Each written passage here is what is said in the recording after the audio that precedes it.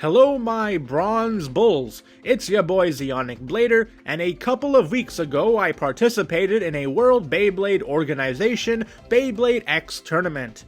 This time around, Shark Edge and Nightlands were widely available and saw a heavy presence in this tournament.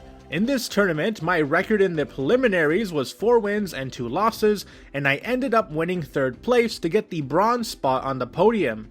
Just like with the last tournament, we had to come up with 3 Beyblades that have no repeating parts to battle it out in a 3-on-3 deck format. This time around, the 3-on-3 style of battle remained for the finals as well, so I did not get the chance to spam just one Beyblade like I did last time.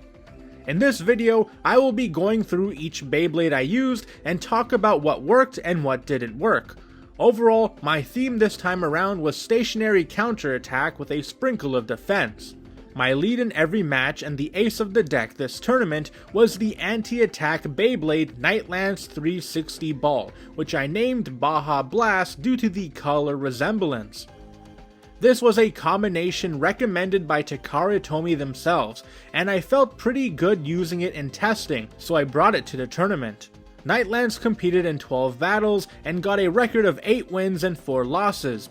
It's pretty well known that Nightlands has a lot of recoil, which is why it's used a lot in attack combos with taper. However, the Nightlands blade, while it can get off balance, has some pretty great stamina to boot, so stationary drawn sword combos can't bully it down to a spin finish and have trouble knocking it out. Plus, stationary Hellscythe combos can get a run for their money. Nightlands 360 ball can take a beating from aggressive attack types like Shark Edge as well, and survive long enough to get the spin finish. However, Nightlands' recoil, while a great asset, can also be a great enemy. If it's too close to a pocket, a heavy hit can knock it out. Also, since it's on the ball bit, a heavy hit can cause it to go out of control, forcing it to ride the gears and lose stamina, or even worse, self-KO. Nightlands 360 ball's biggest rival is stationary Hellscythe combos. Since they perform so similarly, if Nightlands isn't able to knock the wind out of Hellscythe, it's at risk at losing the stamina battle. Overall, Nightlands on ball is a great counter-attack combo that, while it doesn't have as much stamina as a stationary Hellscythe, it's less likely to get knocked out by stationary high recoil Beyblades, so I will definitely continue to use this Beyblade. My second Beyblade is the returning and OG anti-attack Beyblade Hellscythe 460 Needle, aka Sriracha. I was worried that Sriracha would not do as well due to the increased popularity of drawn sword on ball, which can take advantage of Hellscythe's recoil and knock it out. Despite that fear, out of 12 battles, Hellscythe got a record of 7 wins and 5 losses, which is actually 1 less loss compared to the previous tournament where it was my ace. Though, to be fair, last time I was able to spam it in the finals, but still, this tournament showed that Sriracha still got it.